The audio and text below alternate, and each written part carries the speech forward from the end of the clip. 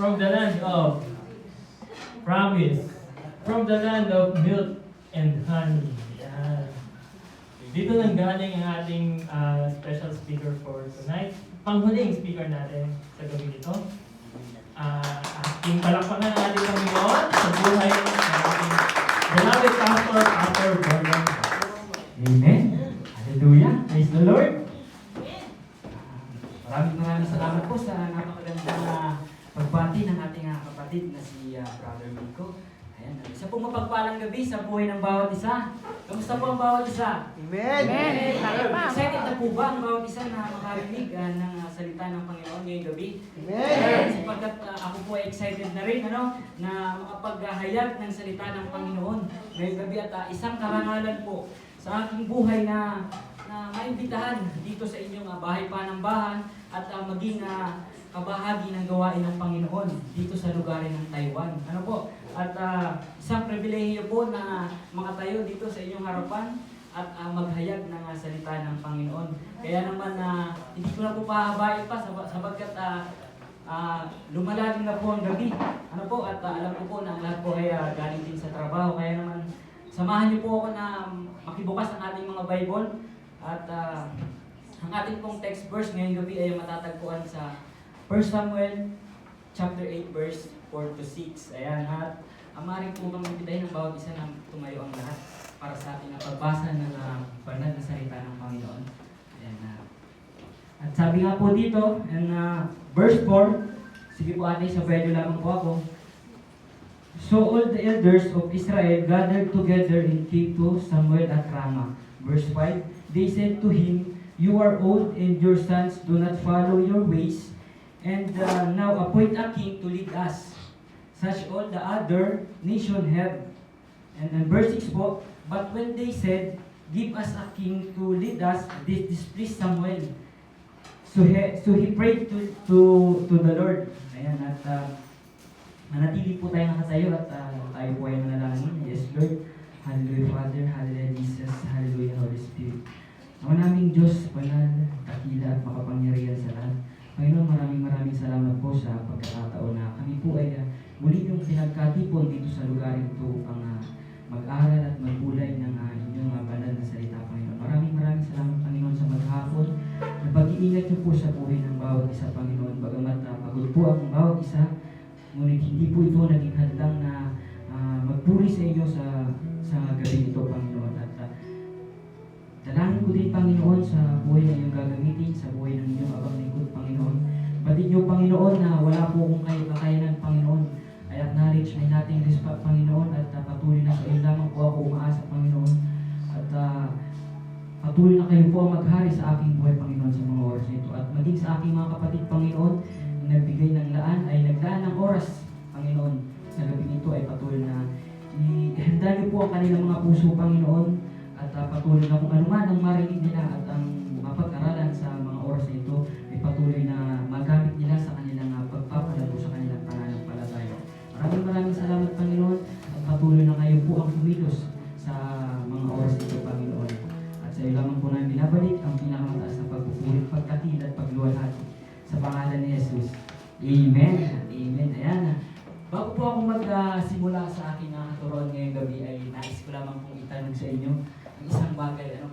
Isang bagay na alam ko na minsan ang naranasan ng bawat isa sapagkat alam ko na itong bagay na ito ay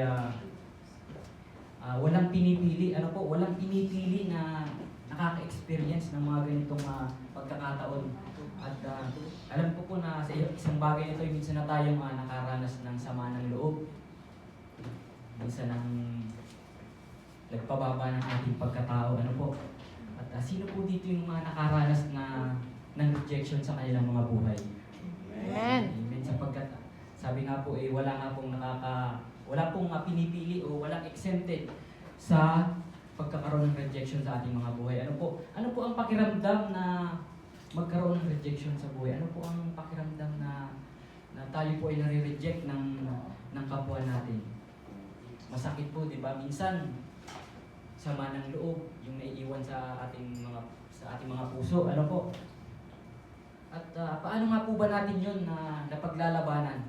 sa ating mga buhay. Paano po natin na na-handle ng maayos yung rejection na nararanasan natin. Ano po? Kaya naman ang ating pong pag-uusapan ngayong gabi ay binigyan ko po siya ng title na Overcoming Rejection. Ayan, Overcoming Rejection. Ano nga po bang rejection? Ano nga po bang rejection? What is rejection? Sige nga po ate, sabayan niyo lang po ako. Rejection, the act of refusing to accept, use, or believe someone or something. Ano? Ito daw po yung isang bagay o isang gusto nating gawin sa ating mga buhay na kung minsan hindi po tayo pinagbibigyan o hindi tayo inaalaw ng ating mga kapwa na magawa natin yung mga ganong bagay sapagkat mas nakikita po nila yung ating kahinaan. Ano po? Mas nakikita nila na hindi natin kayang gawin o hindi po tayo nila pinagkakatiwalaan na gawin yung ganong bagay. At yun nga po ang nakakalungkot na tanggapin dito sa mundo. Ano po? Sapagkat kung minsan hindi lahat tatanggapin po tayo. Hindi lahat ngingitian tayo, hindi lahat mamahalin tayo, i-welcome tayo sa ating mga buhay. Ano po? I-welcome sa kanilang mga buhay. Kung minsan may mga leaders na i-mislead tayo and people always disappoint us. Ano po? At meron po ako dito nga tatlong uri ng rejection. Ay, 4 types of rejection. And number 1 ko po dyan is familial rejection. Typically, parental rejection may consist of abuse, abandonment, neglect, of withholding of love and affection. Ito daw po kaya nararanasan natin na lagi ay kuminsan sa ating mga pamilya. Ano po? Nararanasan natin sa ating mga magulang, sa ating mga kapatid. Ano po? Sino po dito yung nakaranas na hindi paborito ng magulang? Amen. Meron po ba sa atin? Meron po ba? Ayan. Yun po ay isang klase ng rejection. Ano po, na kung minsan may gusto tayong makuha o may gusto tayong ipabili sa ating mga magulang pero hindi po pinagbibigyan kasi mas gustong bilhan yung mga paborito nila. Yung mga ganun po. Yun po ay isang klase ng rejection. Ano po?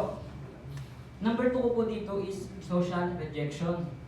Ito naman pong rejection ay mararanasan po natin sa labas ng bahay, yung pakikipaghalubilo po natin sa ibang tao, sa mga hindi natin kakilala.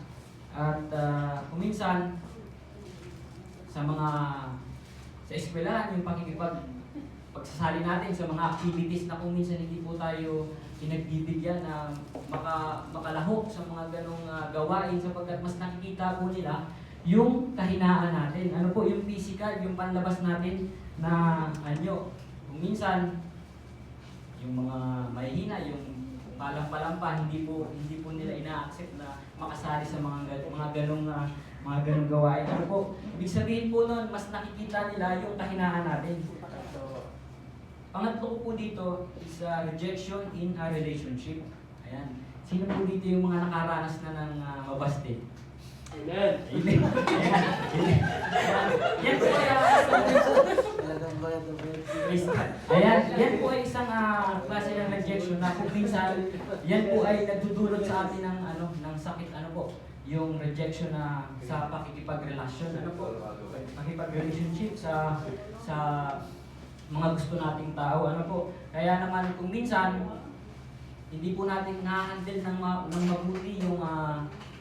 mabuti yung mga ganong nararanasan natin na kung minsan nagre-response tayo ng hindi nakakalugod sa Panginoon kung minsan. Ano po?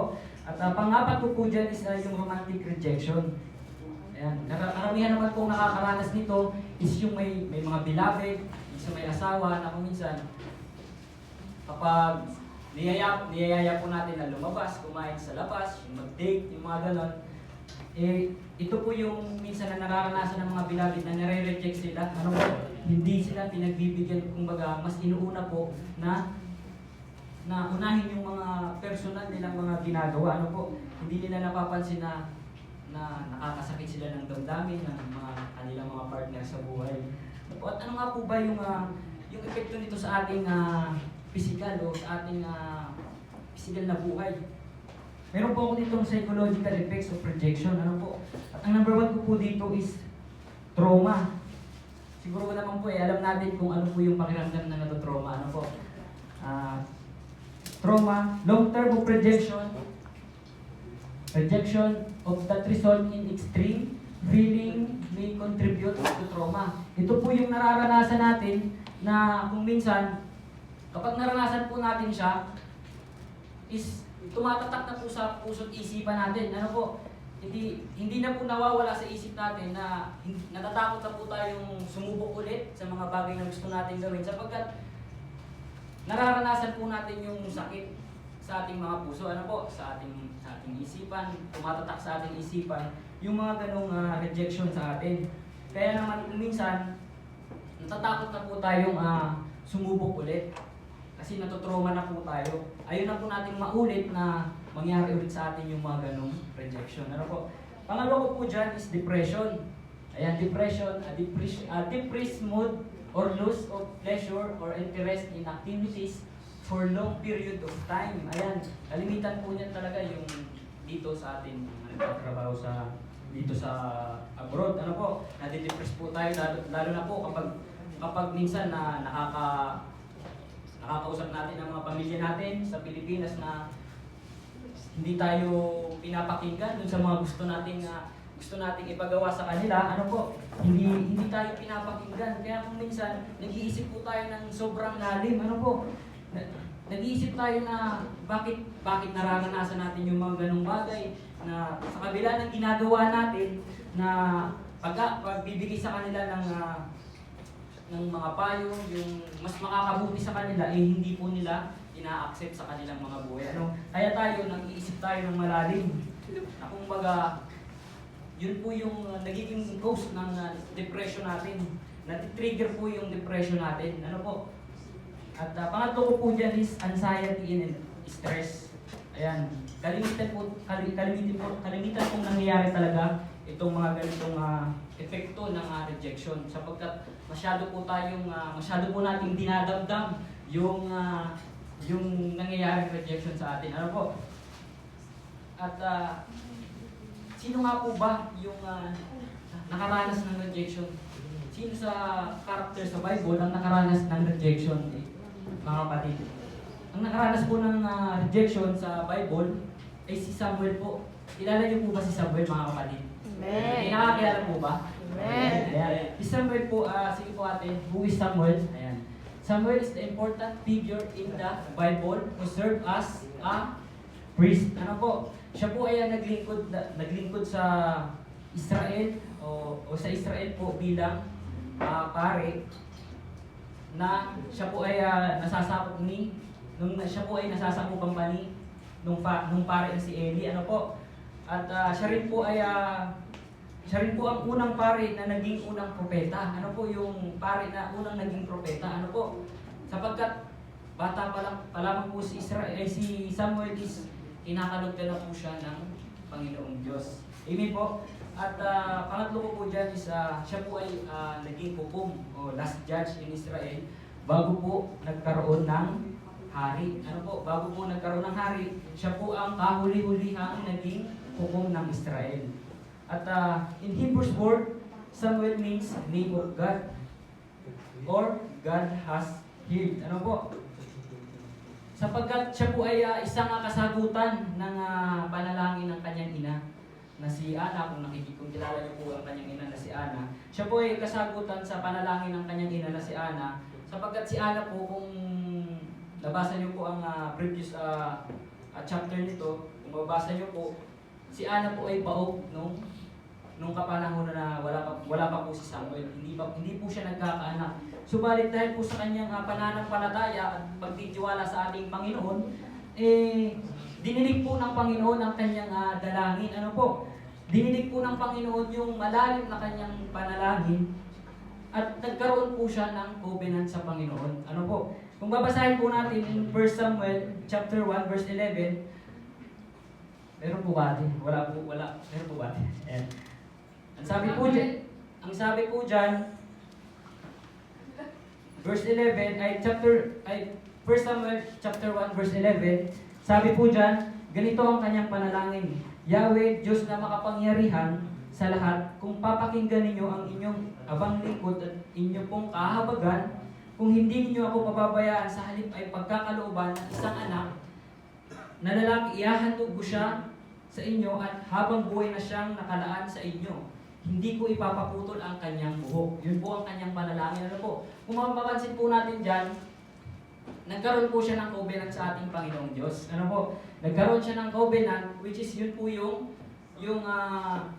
nung sinagot po yung kanyang panalangin, yun po yung iaalay niya, yung kanyang anak sa ating Panginoon upang maglingkod. Ano po? Kung tatalon po tayo sa verse 20, meron po ba ate? Ayan, in verse 20 po, nagbuntis siya at dumating ang araw na siya ay nagsilang ng isang sanggol na lalaki. Samuel ang ipinangalan niya rito sapagkat ang sabi niya, hiningi ko siya kay Yahweh. Ano po? Ayan po yung patunay na ang ating pong Panginoon ay sumasagot ng panalangin. Ano po? Pagpapatunay po dyan na ang Panginoon po ay hindi binabaliwala ang ating panalangin. Ano po? Bagamat minsan ay nahuhuli o nade-delay. Pero kung tayo po ay maghihintay lang o tayo ay pananatilihin natin yung patient natin sa paghihintay, ay mararanasan po natin kung paano sagutin ng ating Panginoon ang ating panalangin. Ano po? At ano nga po ba ang na-experience si Samuel sa mga Israelita? Anong rejection, anong klaseng rejection po yung na-experience ni Samuel? Ayan, sige po. Why Samuel experienced the rejection from Israelites? Ano po? Dalawang reason po ang nilagay ko dyan. Number 1 ko po is age is big. Age is a big.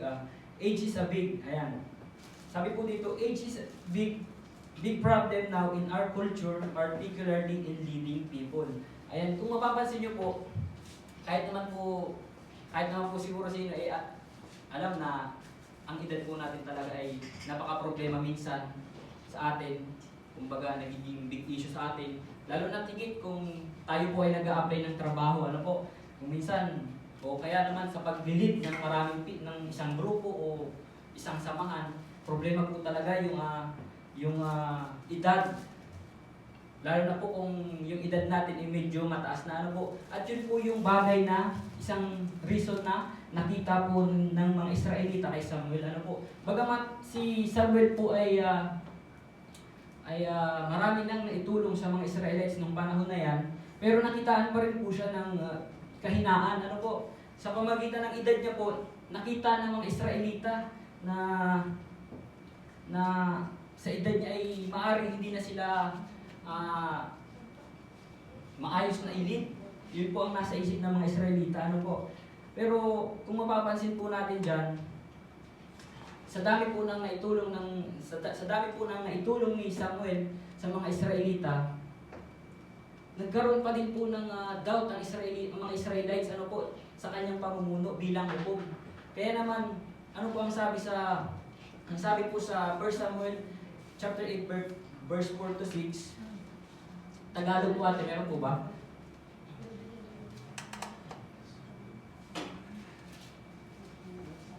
Ayan, sabi po dyan, in verse 4, sa Tagalog, dahil dito ay ang pinuno ng Israel ay sama-sama nagsadya kay Samuel sa Roma.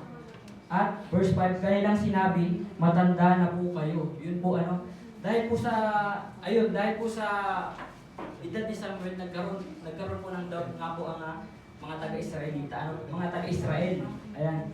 At ang pangalawa po dyan, his two sons don't walk in his ways.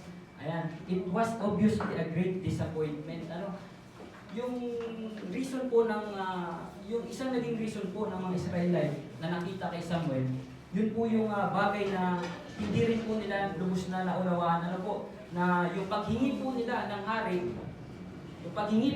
hari kay Samuel ay napakalaking kasalanan po pagdating sa lalo na kung iisipin natin mabuti, napakalaking kasalanan po pagdating sa ating Panginoong Diyos. Sapagkat, kung babasahin po natin yung previous chapter niyan, sino po ba yung naging hari ng mga Israelita nung panahon na sila po ay nasa Egypto pa?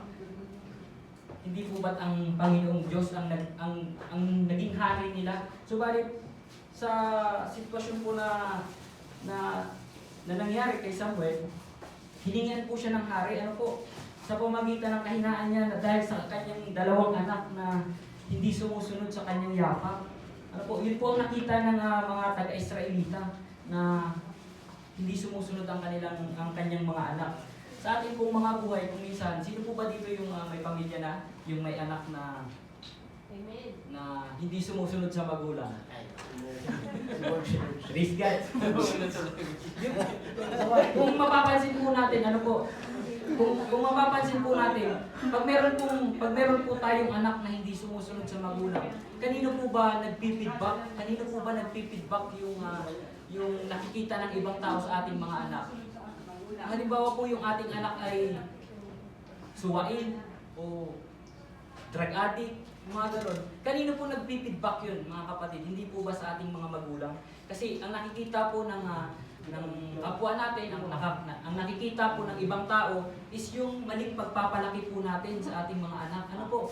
Kaya naman yun po yung nakita ng mga Israelita kay Samuel na dahil sa yung kanyang pong anak ay hindi sumusunod sa kanyang yapak, kaya humingi po ang mga Israelita ng hari sa kanya.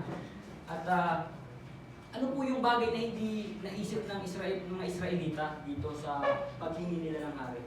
O pag-reject nila kay Samuel bilang hukom nila? Ano po yung bagay na hindi nila naisip? Ito po yung bagay na nagkaroon din sila ng pag-reject sa ating Panginoon. Ano po? When people rejecting Samuel, actually it was God they were rejecting. Ano po? Ang sabi nga po dyan sa chapter 8 verse 7, and the Lord told him, listen to all that the people are saying to you. It is not they have rejected, but they have me as their king. Ayun po ang sabi dyan sa verse 7. Ano po? Hindi po nakita ng mga Israelita kung sino po yung nireject nila. Basta ang pinilit po nila ay magkaroon po sila ng hari. Pero sa kabila po nun, inalaw po ng Lord na ma-reject po ang Panginoon. Bakit nga po ba inalaw ng Lord na ma-reject ang Panginoon? Ano po? Sapagkat gusto po ng Panginoon na bigyan sila ng mga babala sa paghingi po nila ng hari. Ano po? Kung mababasa po natin dyan yung 1 Samuel chapter 8 verse 9 to 18. Ate, meron po ba? Ayan. Wala pong Tagalog ate. Sige. Medyo mahaba. Sige po, dito na lang po. Sige. Ang sabi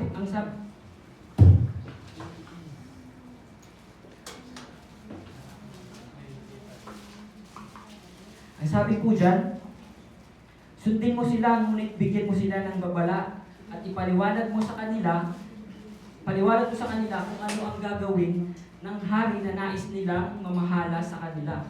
Verse 10, lahat ng sinabi ni Yahweh kay Samuel ay sinabi nito sa mga Israelita. Ito ang sinabi niya, ganito ang gagawin sa inyo ng magiging hari ninyo.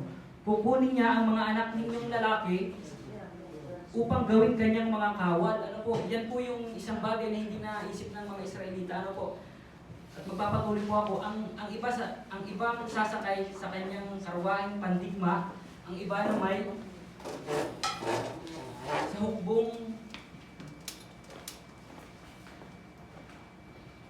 sa hukbong kabayuhan at ang iba na may maglalakad sa unahan ng mga karwahe. Ang iba na may gagawin niyang opisyal para sa libu-libu at sa lima-limampu. Ang iba na may pagtatrabahunin niya sa kanyang bukirin at paggawaan ng mga sandata at sasakyang pandigma. Ang iyong mga anak na babae naman ay gagawin niyang mga gagawa ng pabango, mga tagapagluto at tagagawa ng tinapay. Kukunin din niya ang magaganda ninyong pukirin, ubasan, taniman ng ulibo at ibibigay sa kanyang mga opisyal. Kukunin din niya ang 10 bahagi ng inyong ani sa bukid at ubasan para ibigay sa kanyang mga pinuno ang opisyal sa palasyo. Kukunin din niya pati ang inyong mga alila, babae, lalaki, pinakamaganda ninyong baka, kabayo, asno,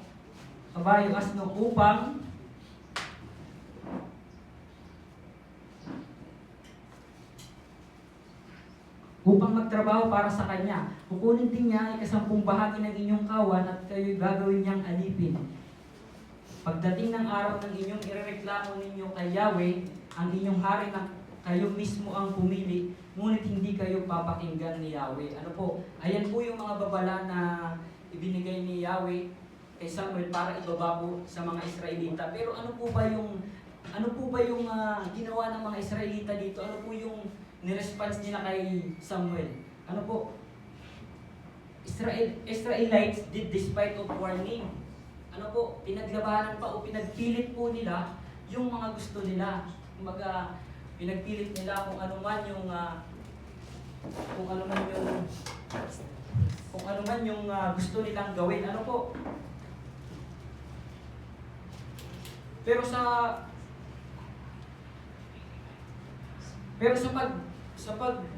despite po ng mga Israelites sa warning ng Panginoon, ano po yung naging resulta nun?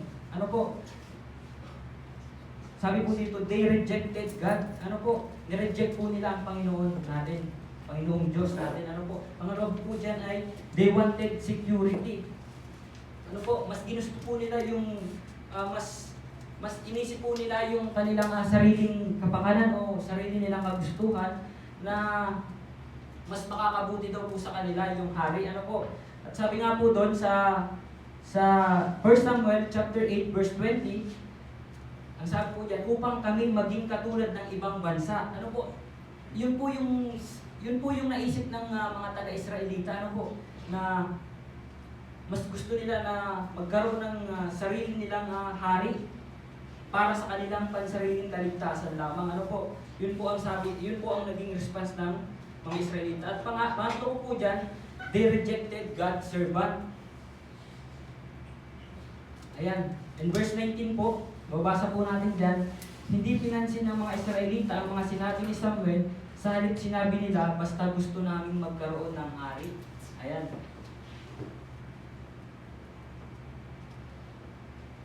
At ano nga po ba yung naging epekto nito nito kay Samuel pagkakaroon niya ng rejection sa mga Israelita? Ano po? Bilang namumuno po, ano po, kung minsan, kapag nakakaranas po tayo ng matinding rejection, parang pinanghihinaan po tayo ng loob. Amen po ba? Minsan pinanghihinaan tayo ng loob na parang ayaw na natin gawin yung mga gusto nating gawin sapagkat bumabalik sa ating mga alaala yung nararanasan natin. Ano po? At ano po ba yung naramdaman ni Samuel dyan? He felt rejected. Ano po? At inappoint niya po dyan si Saul as a king in Israel. Yan po yung naranasan niya po na rejection sa kanyang buhay na sa kabila po ng pagtulong niya sa mga Israelita, sa kabila po ng mabuting ginagawa niya sa mga Israelita, mas pinili pa po ng mga Israelites na magkaroon po ng hari, sila ng hari. Ano po? Sa halip na pagkatiwalaan po nila yung pagiging hukom o pagiging judge ni Samuel, mas ginusto pa po nilang magkaroon ng hari. Pangatlo ko po dyan, start questioning his value. Ayan. Binalikan po niya yung ang pangalawa po pala dyan ay start repeating what they accusing him of being. Ayan. Binalik po niya sa mga Israelita kung ano po yung ina-accuse sa kanya ng mga Israelita para humingian po siya ng hari. Ano po? At pangatlo ko po dyan, starting questioning his value. tinanong po niya ang mga Israelita kung meron ba siyang nagawang mga bagay na naka ano sa naka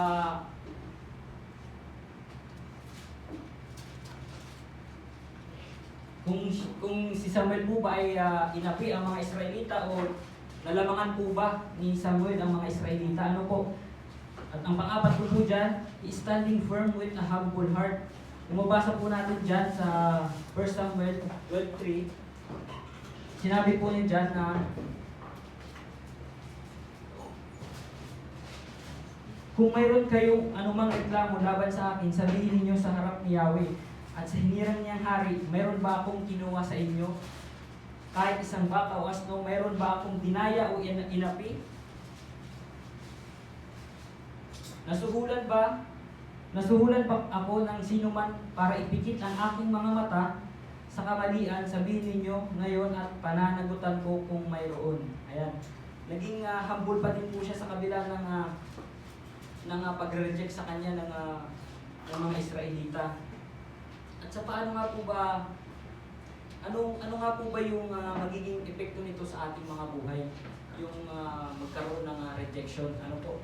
Ano po ba yung maaaring maranasan natin? Ano po ba yung maaaring maging epekto o magpabago sa ating mga sarili? Ano po? Number 1 ko po dyan, rejection attacks our identity. Ano po? Ayan. Kung minsan po, kapag nakakaranas po tayo ng rejection sa ating mga buhay, ito po yung nagbibigay ng dahilan para tayo po ay mawala ng pag-asa sa buhay o tayo ay mawalan ng confidence sa ating mga sarili sapagkat inaatake po nito yung ating pagkatao. Ano po? Kung minsan, marami tayong bagay na gustong gawin pero hindi natin nagagawa sapagkat mas nauunahan po tayo ng takot para harapin yung mga ganong bagay. Number 2 ko po dyan, rejection alters the way you look at life in others. Ayan, ito naman po ay yung pananaw natin sa ating mga buhay. Ano po, nababago. Nababago yung pananaw natin sa buhay sapagkat mas nagsisiksik sa ating mga isipan yung rejection na nangyari sa ating mga buhay. Ayan, number 3 ko po dyan, rejection can block us from experiencing a true relationship with God. Ayan, ito daw po ay nagiging sanhi nagiging sanhi para hindi po natin maranasan ang ating Panginoon, ang presensya ng Panginoon.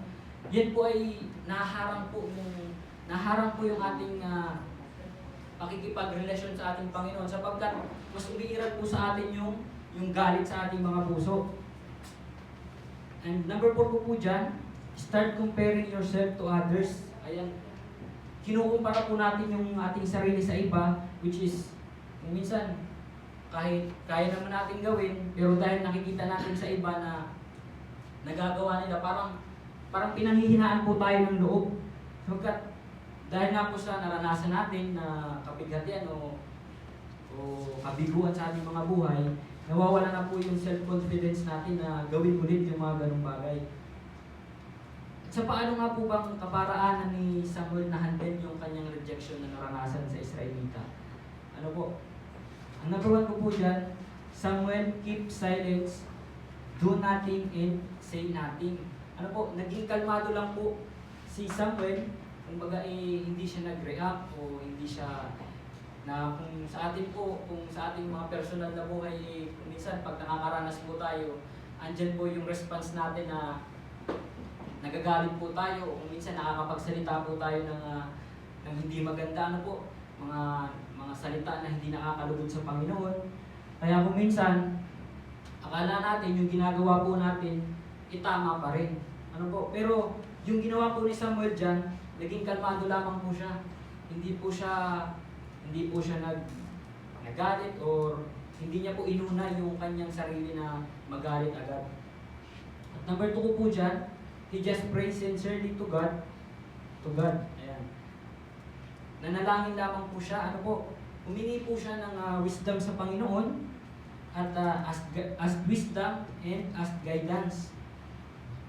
Ayan, sapagkat sa atin po, kung minsan, nalilimutan na po natin ang mag-pray. Ano po? Nalilimutan natin na idulog sa ating Panginoon yung ating kabigatan sa ating mga sarili, sa ating yung mga nararanasan natin, nahihirapan na po tayong idulog sa Panginoon sapagkat nawawala na po yung focus natin sa Panginoon.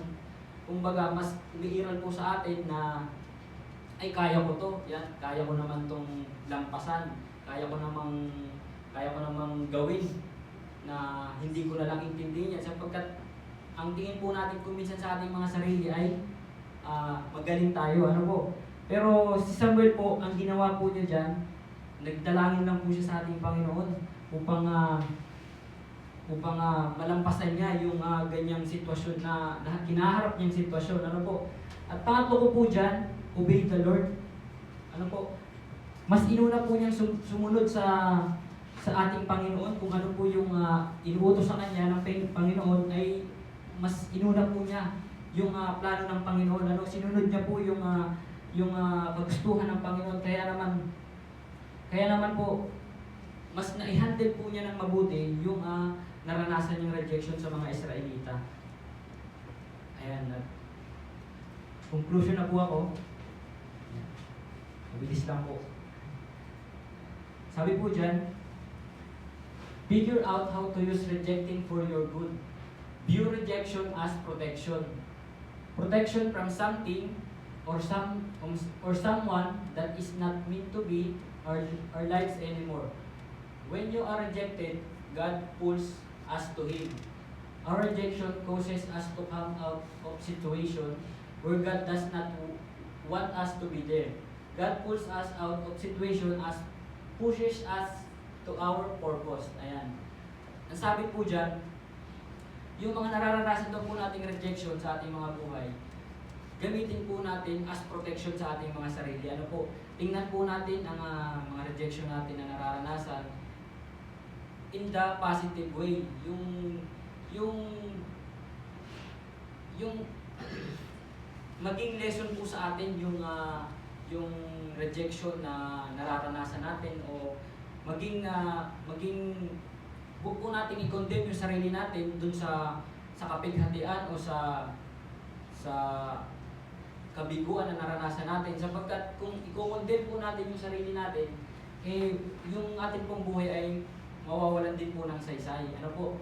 At lalong mawawala din po tayo dun sa plano ng ating Panginoon para sa ating mga buhay. Ano po? Sabi po dyan, inupush po tayo ng ating Panginoon dun sa sitwasyon na yun para ma-realize po natin na kung ano po yung purpose ng Panginoon sa ating buhay. Ano po?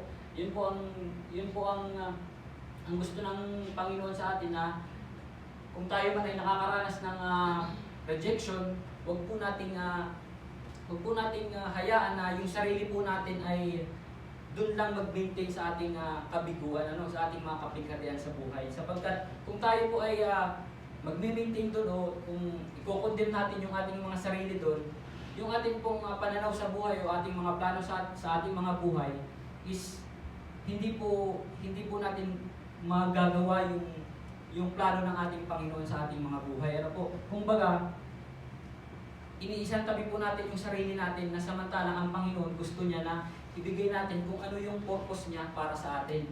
Yun po yung gusto niya ipahatid sa atin kapag tayo po ay nagkakaroon ng rejection sa ating mga buhay. Kaya naman, meron po akong isang illustration, kagaya po nitong electric pan na to.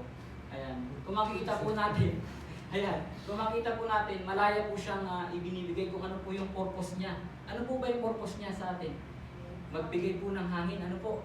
Pero kung papatayin po natin siya, hindi na po niya maibibigay yung purpose niya. Kumbaga, hindi na niya maibibigay ng malaya kung ano yung gusto niyang ibigay iparana sa atin.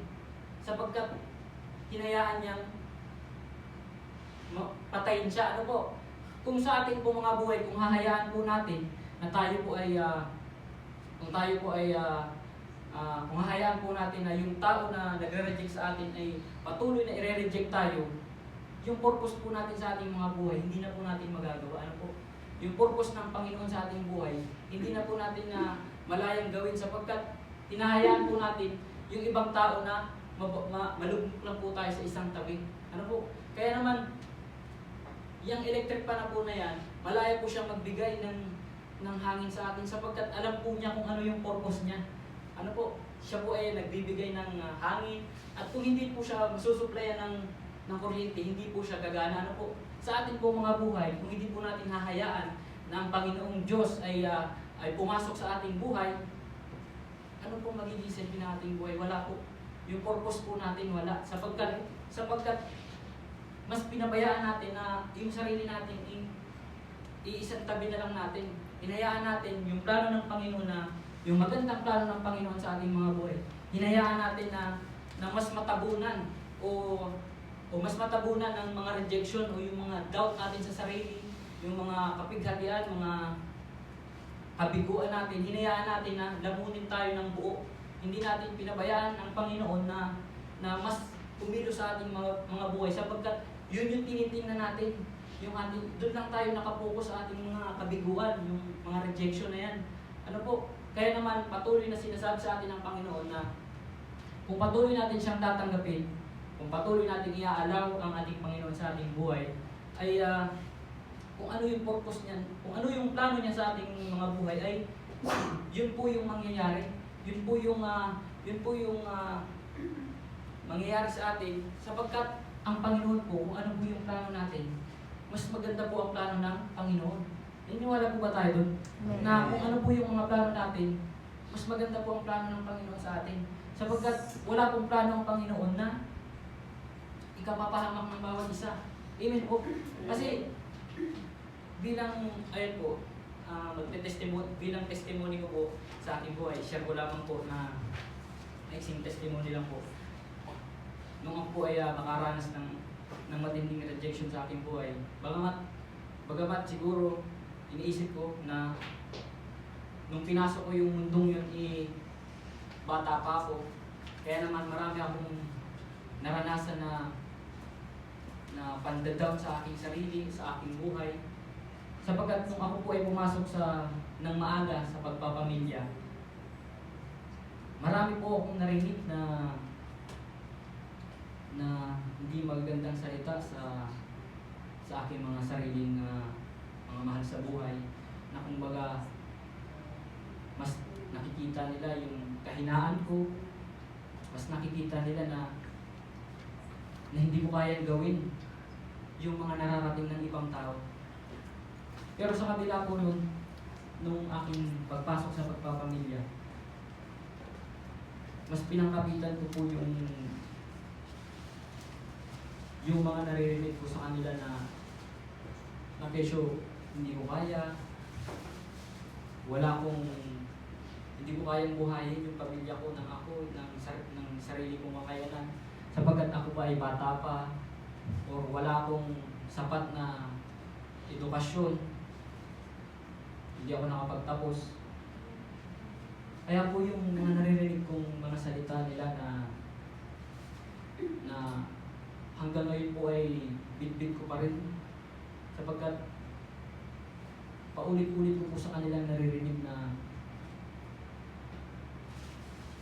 bakit pinasok mo yan, hindi mo naman kaya yan. Na palagi kong naririnig na hindi mo kayang buhayin ang pamilya mo sapagkat wala kang kakayanan. Pero alam niyo po yung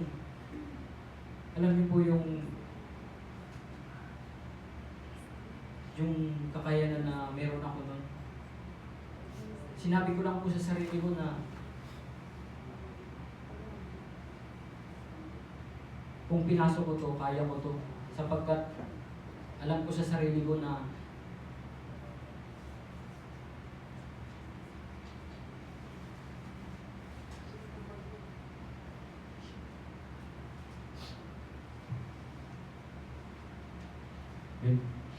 alam ko sa sarili ko na kaya kong gawin sapagkat nung time po na nagpasok ako sa pagpapamilya, marami pong nagsasalita na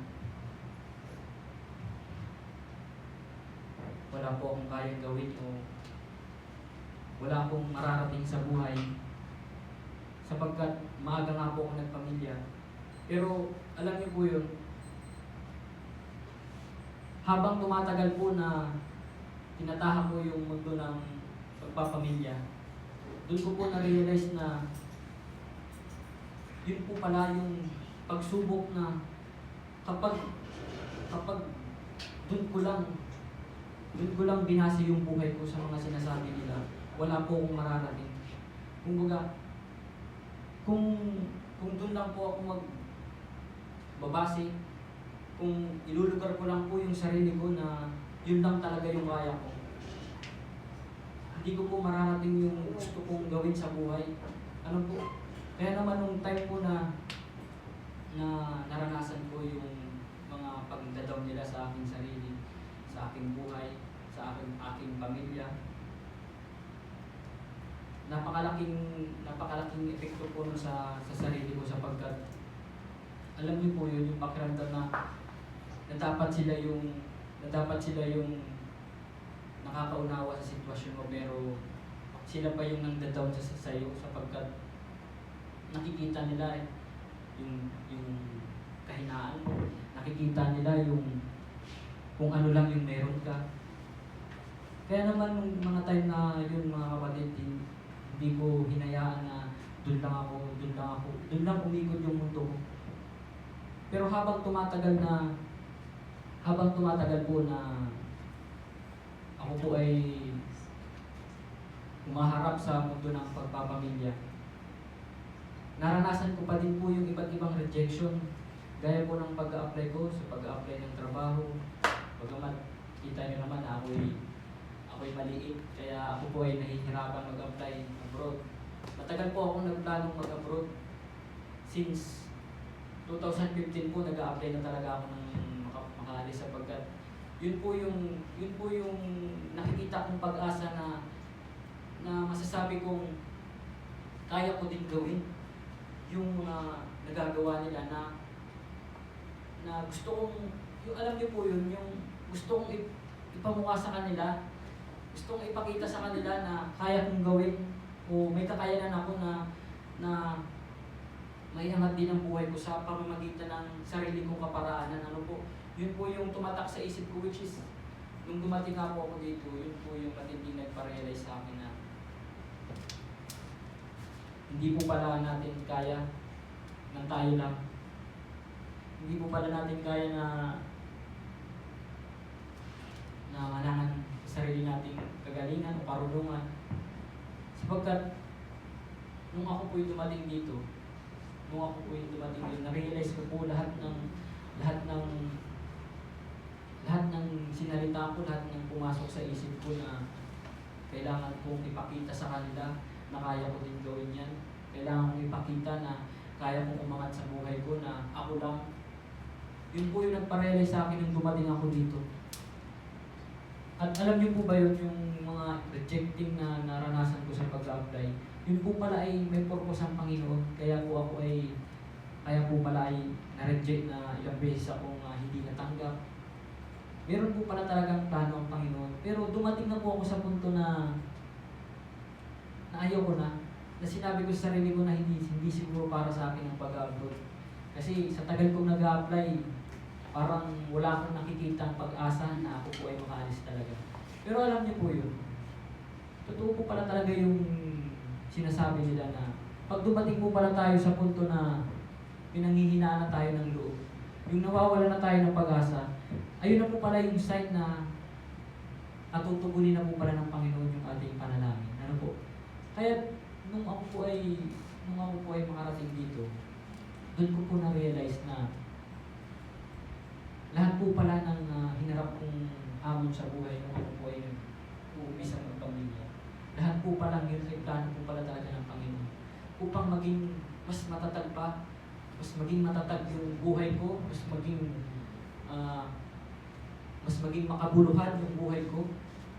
Kasi lahat po ng karanasan na nangyari sa buhay ko, yun po yung pinanghawakan ko na kailangan kong magsikap, kailangan kong gawin, sapagkat alam kong yun yung dapat kong gawin.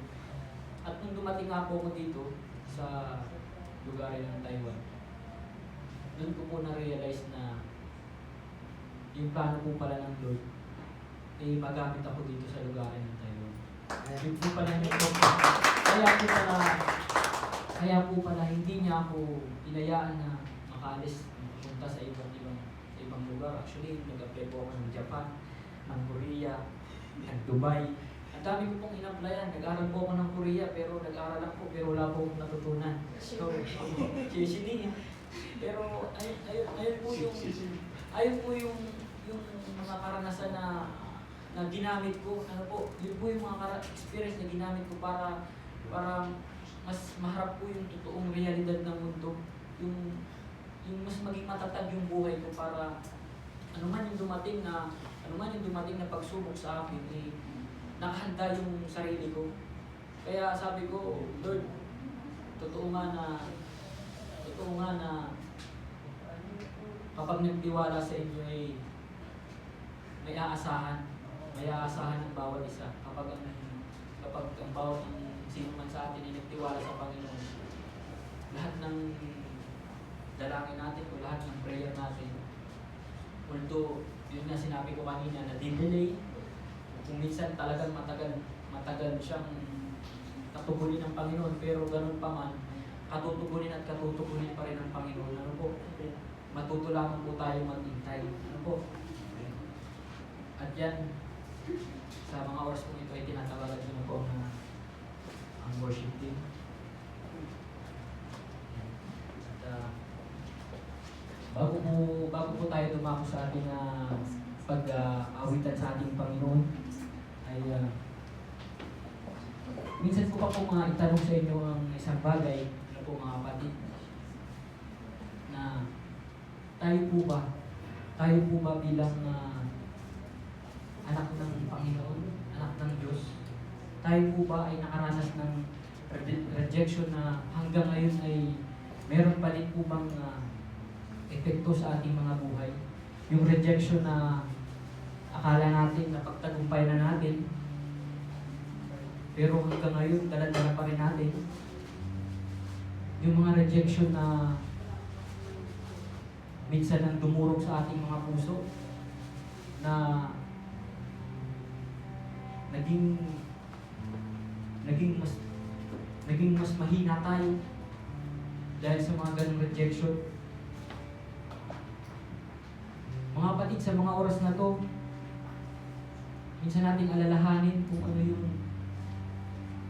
ano ba yung mga kapighatian o mga kabiguan na naranasan natin sa ating mga buhay. Mga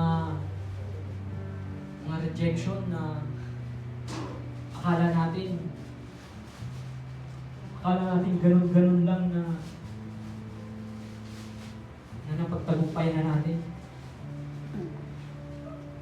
Sa mga oras na ito, maaaring isa sa atin o ilan sa atin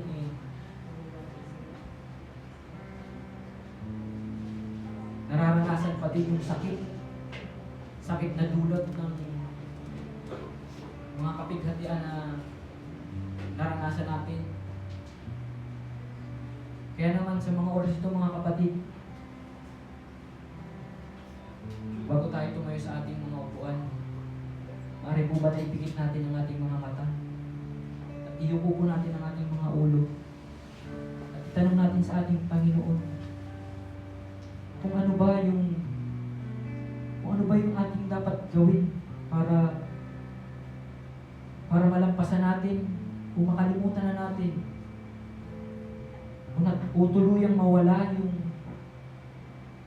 yung sakit na dulot ng mga kabiguan, dulot ng mga kapighatian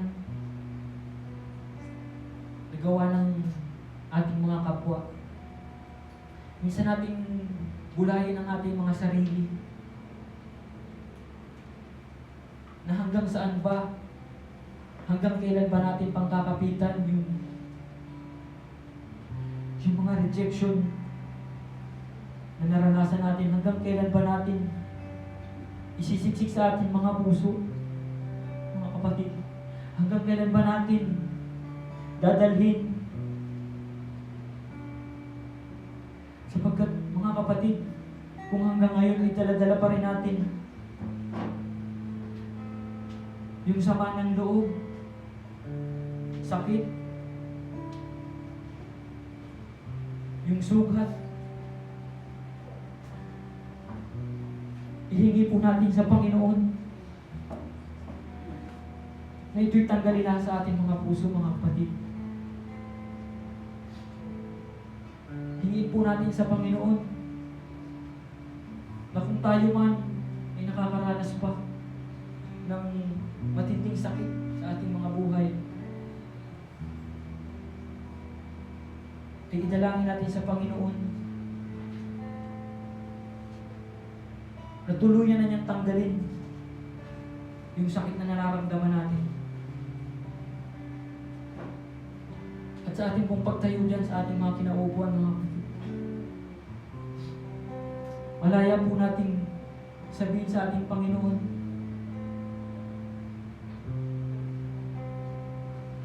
malaya po nating itanong sa ating Panginoon, malaya po nating idalangin sa ating Panginoon na tayo tulungan niya. Tulungan na makalimutan o mapawi sa ating mga puso, isipan, yung mga sakit na naranasan natin, mga kapatid. At sa ating pong dahan-dahang pagtayo, tanong po natin sa ating Panginoon, sabihin po natin sa Kanya na, Panginoon, maaari po ba, Panginoon, na palayain niyo na po kami sa rejection, Panginoon, sa kapighatian na aming nararanasan. Maaari po ba, Panginoon, na tuluyan niyo nang alisin sa aming mga puso, tuluyan niyo nang tanggalin ang patuloy na humaharang sa aming mga puso para hindi ka namin maranasan. Sapagat, Panginoon,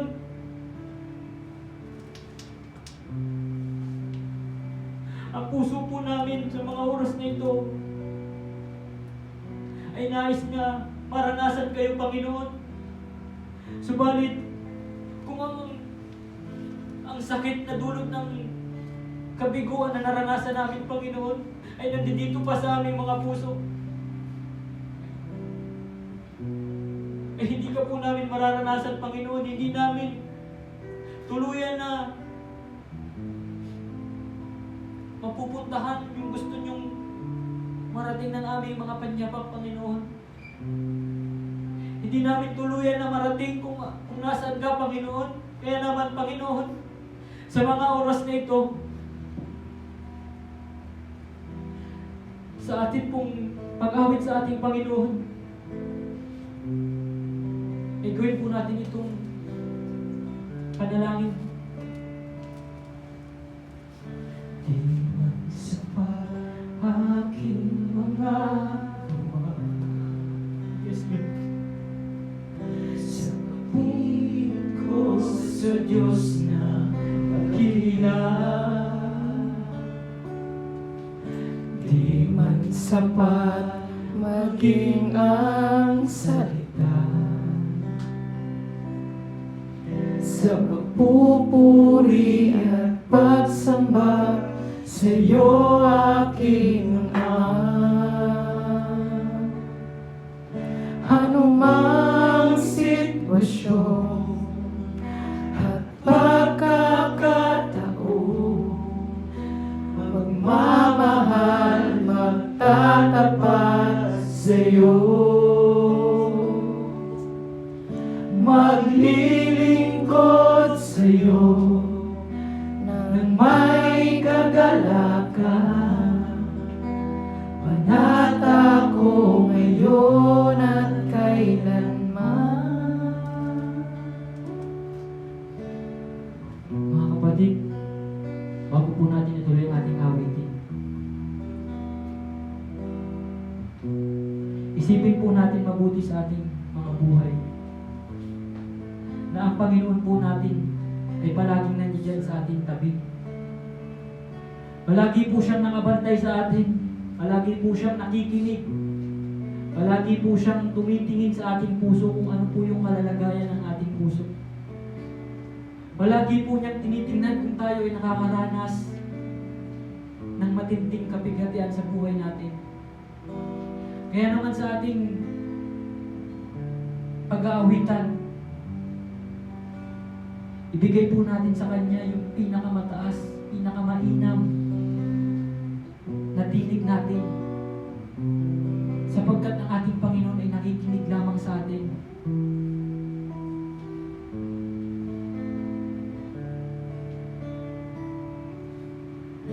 Anumang sitwasyon at pagkakataon, magmamahal, magtatapat sa iyo.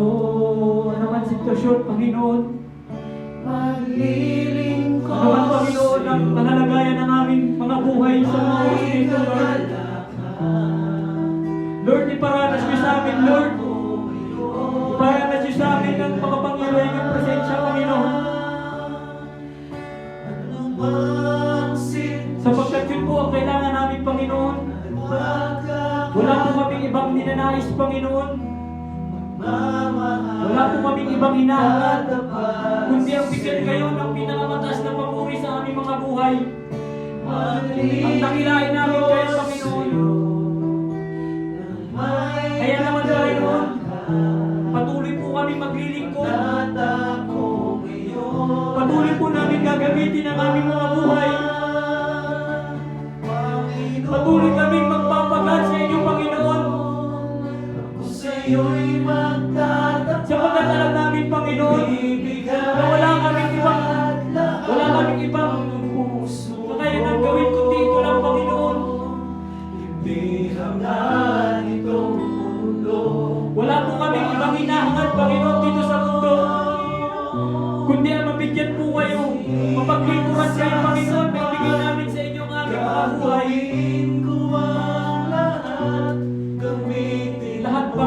Lahat, Panginoon, ng bagay dito sa mundo. Walang kabuluhan, Panginoon, wala. Kaya naman, Panginoon, bigyan niyo po kami ng patuloy na desire sa aming mga puso. Patuloy na encourage niyo po ang aming mga buhay na kayo po ay maglingkuran, Panginoon. Na sa kabila ng aming mga nararanasan dito sa mundo, sa kabila ng aming mga kabiguan, sa kabila ng aming mga rejection, sa kabila ng aming mga problema, ay patuloy niyo po kami pinatitibay, Panginoon. Kaya naman, Lord, gamitin niyo po ang aming mga buhay. Gamitin niyo po. Gamitin niyo maitili, Panginoon, na kami ay makapaglingkod sa inyo, Panginoon. Huwag niyo pong hayaan na ang aming mga buhay ay papunta lamang sa mga bagay na hindi nakakalugod sa inyo, Panginoon.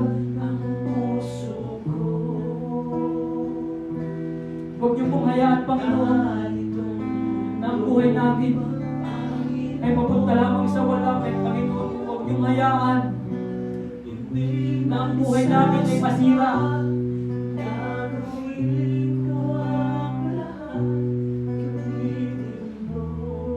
Sige po, mga kapatid, bigay po natin sa Panginoon ang pinakamainat nating awitin. Panginoon,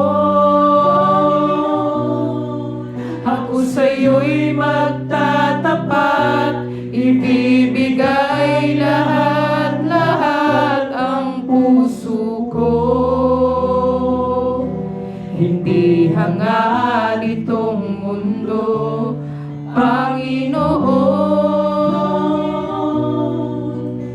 Hindi man sasapat, gagawin ko ang lahat, gamitin mo para lamang sa kaluwalhatian mo. Sige po, mga kapatid, ating mga kamay. At kung sino po ang sa mga oras na ito ay nagnanais at tanggapin ng ating Panginoon sa ating mga buhay, sundan niyo lamang po ako sa aking maikling panalangin. Panginoong Jesus, Panginoong Jesus, sa mga oras na ito, ako po ay humihingi ng kapatawaran sa lahat ng ating mga kasalanan. Inaamin ko po na ako'y nagkasala pagmula pa nung ako ay bata pa hanggang sa kasalukuyan. Patawarin niyo po ako kung ako man ay nagkulang o nagmalabis sa mga bagay na hindi nakakalugod sa inyo. Naniniwala po ako na kayo ay pinako sa krus, namatay at muling nabuhay ng Diyos Amang nasa langit. At naniniwala din po ako na ang dugo ninyo na tumigi sa krus ng Kalbaryo ay siyang naglinis sa akin at nagligtas sa aking mga kasalanan. Sa mga oras na ito, ay tinatanggap po kita tinatanggap po bilang aking Diyos bilang aking at tagapagligtas ng aking buhay. pagligtas na kasalanan. Maghari ka nawa, Maghari ka na Panginoon, sa aking buhay. Panginoon sa akin. At muli, Panginoon, dalangin ko po na isulat ninyo ang aking pangalan Ang aking pangalan sa aklat ng buhay sa aklat ng buhay. at kahit kailan Kahit kailan ay hindi na mabubura pa. Sige po, sabihin niyo po ang inyong mga pangalan at kung meron po kayong gustong isama sa inyong mga pamilya ay malaya po natin sabihin din po ang kanilang mga pangalan. And ako na lamang po ang mananalangin. Panginoong Jesus, sa mga oras na ito ay naririnig niyo po ang dalangin ng aking mga kapatid na nalilito sa inyong harapan, Panginoon. Nababatid niyo, Panginoon, ang kanilang puso, Panginoon, na willing at tanggapin kayo, Panginoon, at patuloy na inaamin po nila ang kanilang mga kasalanan magmula pa nung sila ay mga bata pa hanggang sa kasalukuyan. Panginoon, patuloy niyo po silang pagpalain ang kanilang mga buhay at patuloy na ingatan ang kanilang mga buhay, Panginoon. Alam ko po, Panginoon, at nababatid po namin na libo-libo mga anghel dyan sa kalangitan ang nagdiriwang at nagsasaya sapagkat marami na naman pong kaluluwa ang nagnais na lumapit sa inyong paanan, Panginoon. Maraming salamat, Panginoon, sa pagkakataon na ang aking mga kapatid na ito ay patuloy na ninais, Panginoon, na kayo po ay maranasan, Panginoon. Maraming salamat, Panginoon. Patuloy na kayo po ang siyang paghari. Patuloy na kayo po ang siyang pagtakila sa aming mga buhay. At ito po ang aming sama-samang panalangin sa matamis at pakapangyarihang pangalan ng aming Jesus. Amen.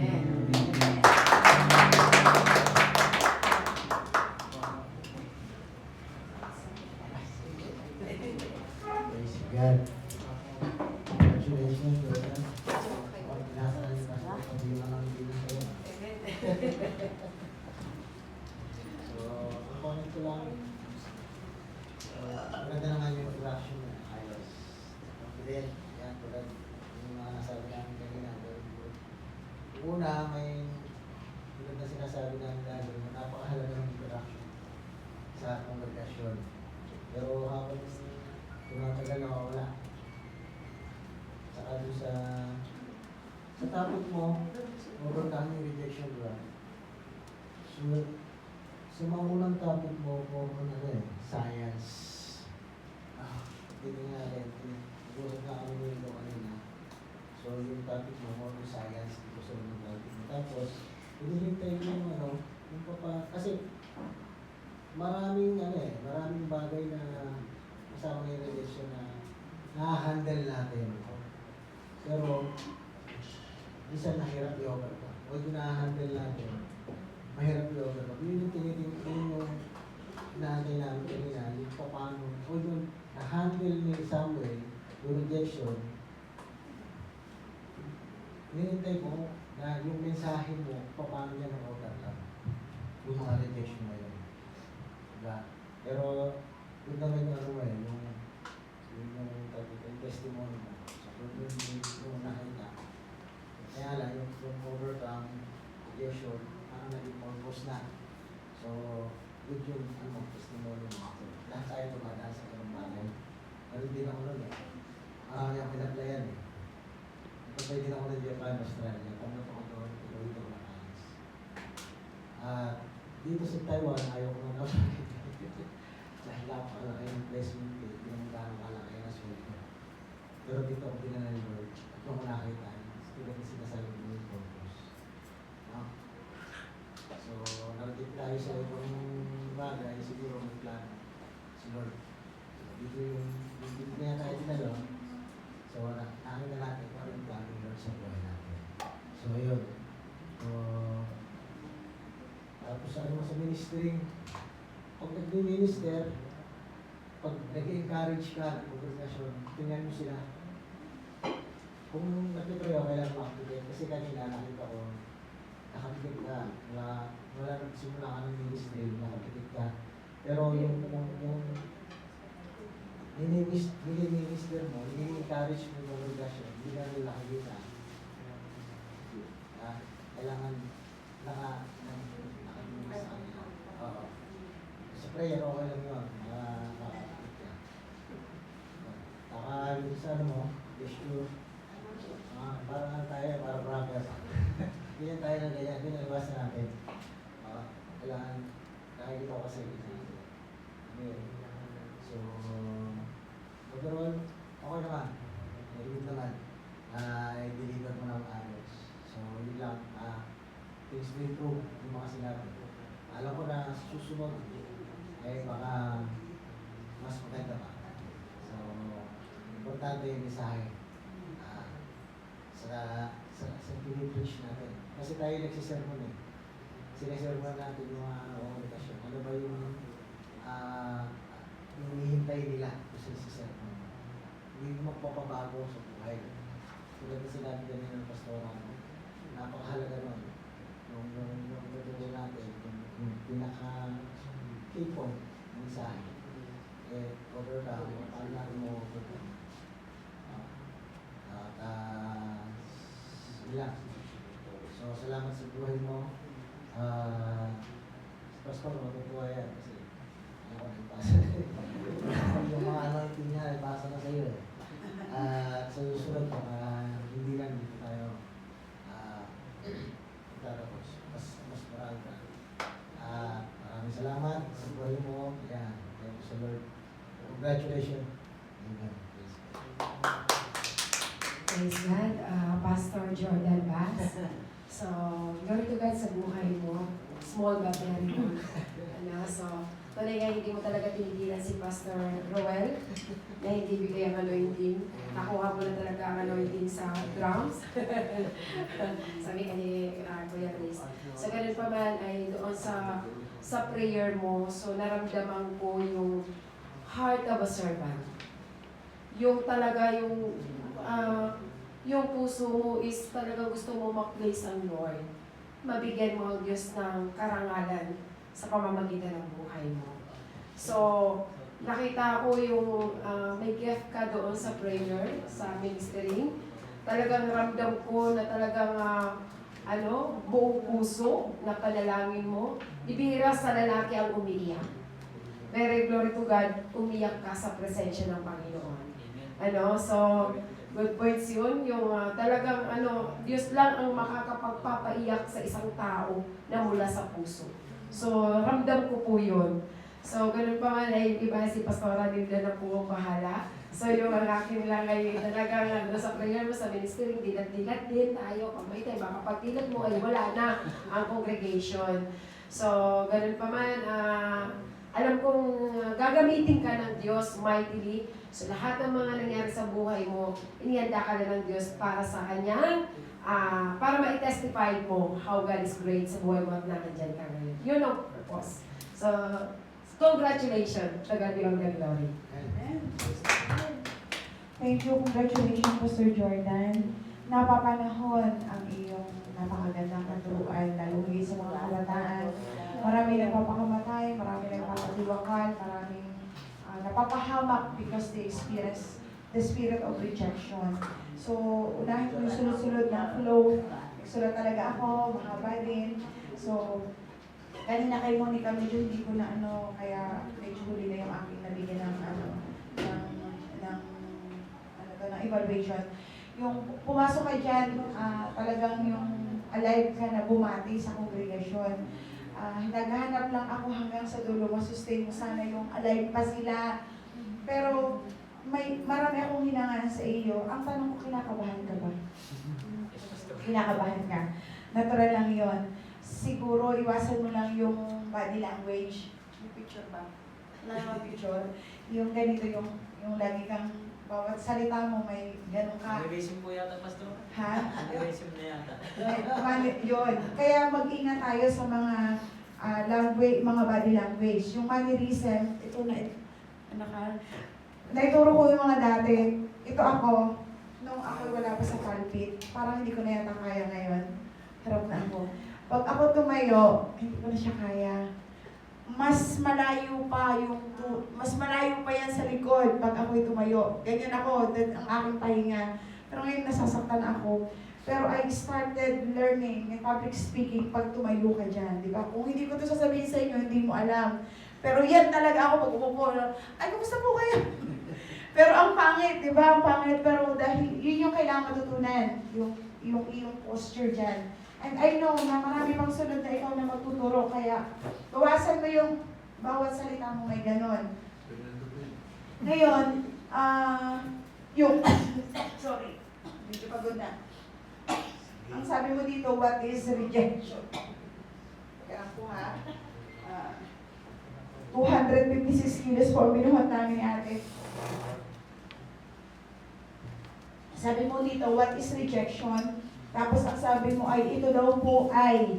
So, ingat ka bunso sa pagsasabi ng mga salitang daw when we are preaching, when we are sharing our sermons.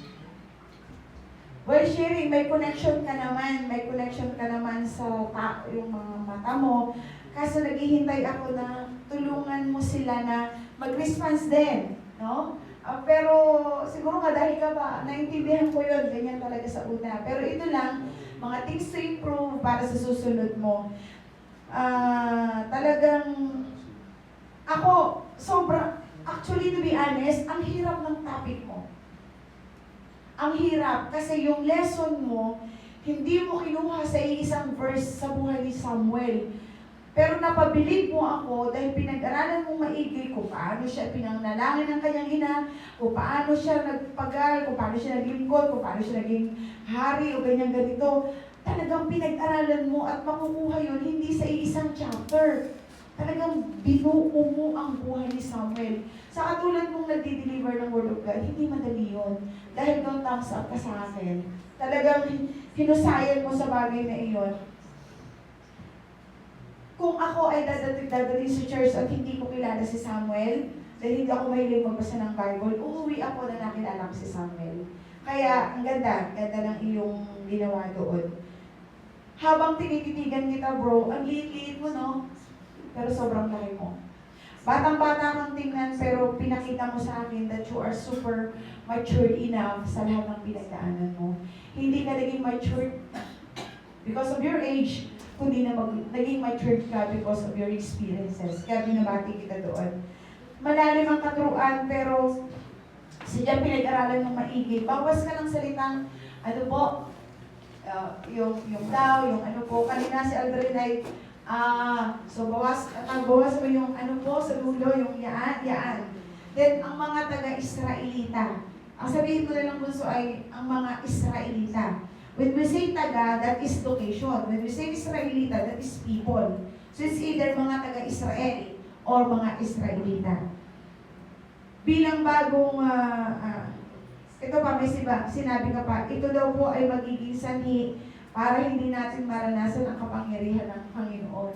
So kung ako doon, hindi mo ako makukumbinse kasi hindi ginamitan mo ng daw. Pero kung tinanggal mo yun, buo na, yun pala ang kailangan kong gawin. Kung ako ang nakaranas ng rejection, nasa puso ko ang paghihiganti, tama. Pero sa katuruan mo ngayong gabi, binigyan mo ng kaliwanagan ng aking puso at isipan sa kung ano ang dapat mong gawin.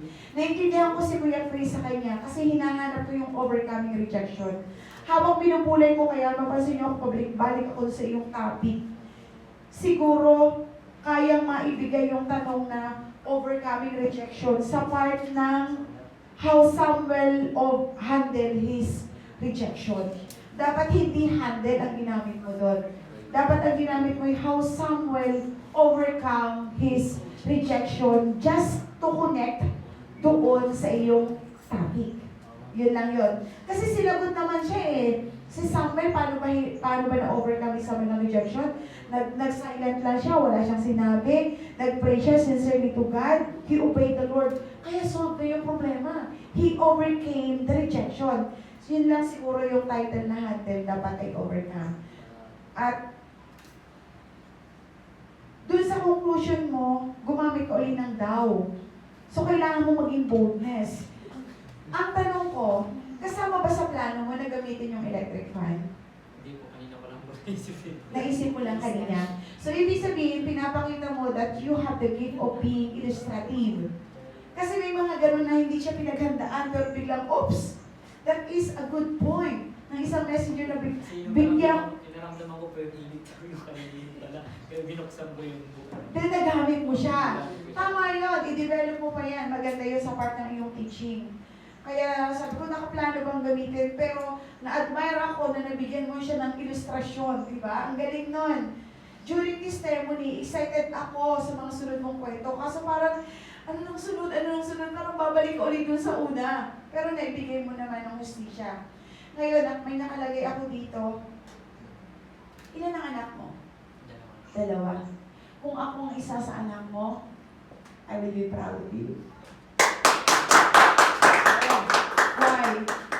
Ang dami mong rejection, pero pinadunayan mo that you are a good father to your children.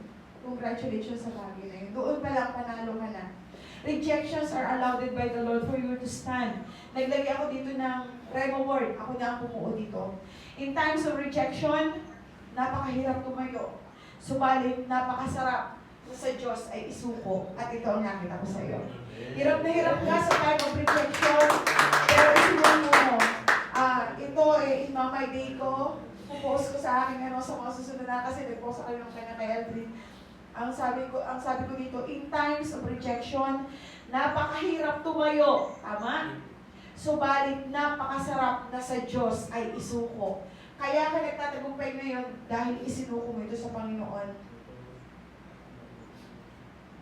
Doon na sa part of ministry, sabi mo, di ba pinatayo mo na? Ay, sabi mo pala, bago tayo tumayo sa ating upuan, so iniisip ko, bago tayo tumayo sa upuan, so ganito ang ipapagawa mo sa akin, bunso. Kasi nakaupo ako, mag-ingat ka kasi may mga, para sa ating lahat, may mga kongregasyon na pilosopo. Sabi niya, bago ako tumayo sa upuan, so dito ako, ang dating sa akin, dito mo ako patatayuin. So ang tamang terminology, di ba kanina, binago mo kanina, sabi mo, dahan-dahan po tayong tumayo. Pero nahuli yung dahan-dahan tayong tumayo dahil inuna mo yung bago po tayo tumayo sa upuan, then nag-lead ka na ng kongregasyon to meditate your personal situation. Then, saka mo pa sinabing dahan-dahan po tayong tumayo. Ganong nakatayo na po sa mga tao. Siguro dahil sa kaba. Gusto ko lang ma-organize mo yung flow. Meron kang gift of ministry. Tama si Pastora Irene, hindi lahat ng lalaki umiiyak sa harapan ng Panginoon. Maraming tao magaling magturo pero wala silang gift of ministry. Kaya uulitin ko, bago ka matapos ang tanong, sino yung isang tao na may naging dahilan kung bakit mo naranasan yung lalim ng sakit ng rejection? Ay, Pastora, Yung pinaka.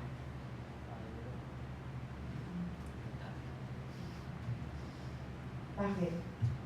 Kasi marami po akong narinig na salita sa father ko na yun nga na minsan na nagbigay ng sakit sa puso ko na kumbaga parang pakiramdam ko, Pastora, na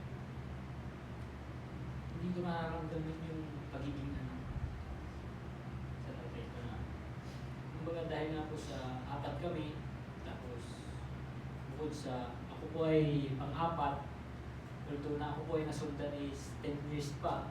Kaya parang ako po ay nasanay na ako po yung siguro bunso, ganun.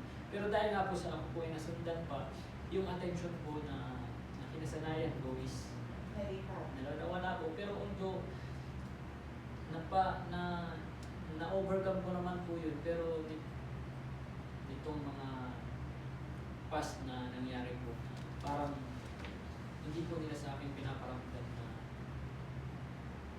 ano, yung anak nila ako na siguro gawin ng pananalita nila o siguro dahil sa hindi talaga ako matagal na nakasama nila kasi dahil nga po sa maga ako ng pamilya, nagpurot agad ako sa kanila, hindi na po ako nagtagal sa kanila. Tapos nung ako po ay binata pa sa lulong-tula ko din po ako lumaki, na halos na din po ako nagtagal. Siguro, nung time po na nagpamilya ako ay siguro sa tatay ko na nakakarinig ako na yung parang hindi ko, yung hinihintay na gusto kong marinig sa kanya na proud din siya sa akin sa mga na-achieve ko sa buhay. Pero, hanggang ngayon po, hindi ko pa rin naririnig sa kanya na kahit na nandito na ako, yung nakapag-upload yung kahit pa paano eh, nabubuhay ko yung pamilya ko sa sarili ko. Ano, yun lang po. Kasi, Ang tanong ko, kapatawad mo na ba si mama mo? sa totoo lang po, hanggang ngayon po talaga, mabigat pa din yung, kasi may mga nangyayari pa din po sa amin magkakapatid na talagang yung favor po niya is sa kapatid ko, pero sa akin po, pinaparamdam din po nila lalo na sa mga anak ko, na malayo yung loob nila. Parang gano'n, sa tuwing kakaroon ng pagkakataon na tulad ng mga nakaraan, yung anak ko, graduation, siyempre ako po expected ko na nandito ako. Kahit pa paano nandun sila, susuporta sila sa anak ko kasi sila yung lagi inaasahan ko eh. Kaso hindi talaga ko nila pinaparamdam yung paper nila sa pamilya ko. Kaya sobrang bigat po pa sa akin na malayo yung loob nila. Yung parang pinaparamdam nila na hindi ako belong sa kanila. Kaya simula po nung ako po yung magpamilya, talagang sinikap ko po na gawin na sa pamamagitan ng sarili ko lang. Matutunan ko yung mga bagay na sa pamamagitan lang din ng sarili ko lang din. Kasi wala po akong nakasahan na advice o tulong sa kanila. Kaya napakalaking pasalamat ko po na yun nga si Ate Joy na tinulungan niya ako na makarating dito. Kasi kung siguro kung ako lang din, baka hindi ko rin dito kasi talaga kaya na makarating ako dito. Pwede mo puntahan ang kapatid mo, Joy. Ako po.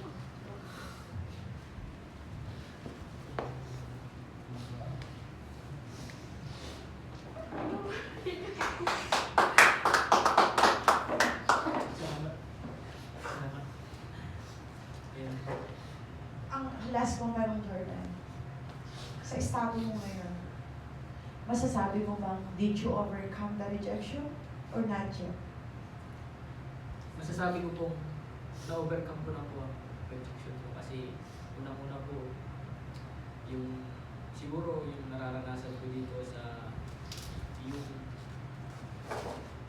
hindi ko naranasan sa pamilya ko sa Pilipinas, nararanasan ko po dito na bilang dito ng Alam mo ba, in part of rejection, there's always forgiveness.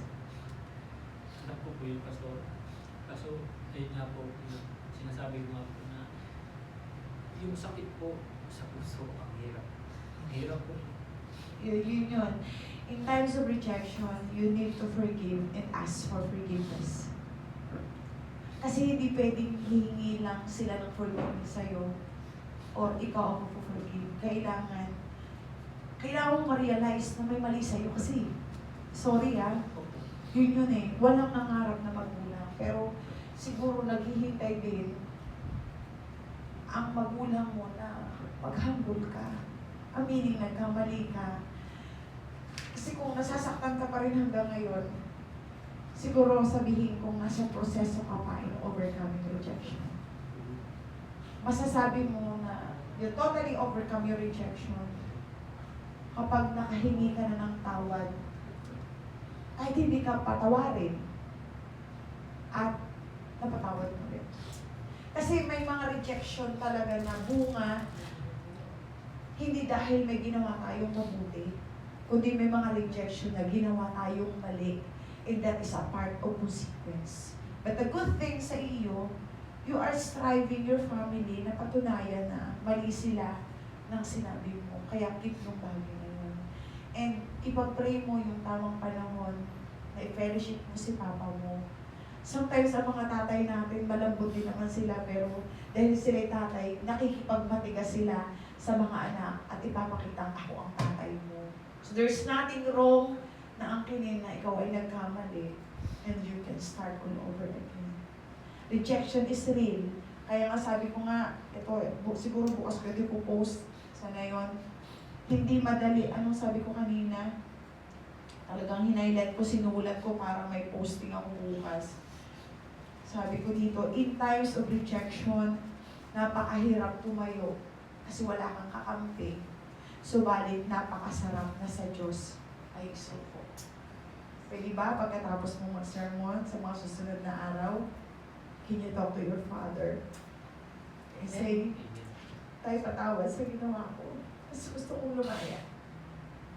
Sa iyo paghingi ng tawad, posibleng mabuksan ang puso ng iyong ama at makapagsimula ulit kayo. Huwag kang makipagmatigasan dahil ang ama ay mananatili naman. Tanggapin mo may mali sa'yo. Yun eh. Nagpapakatate din sila. At kung hindi man makuha mo yung gusto mo mangyari, ang mahalaga nakalaya ka. And congratulations, Pastor. Thank you, Joy, for being ate sa buhay ng Pastor. Praise God. Next time tayo, pag ayaw ko umuwi. Glory to God. Ano, kasi may ginawa kang Lord sa buhay ninyo. Okay, tayo na po ay nagtapos na. Tayo lakad na ng closing prayer.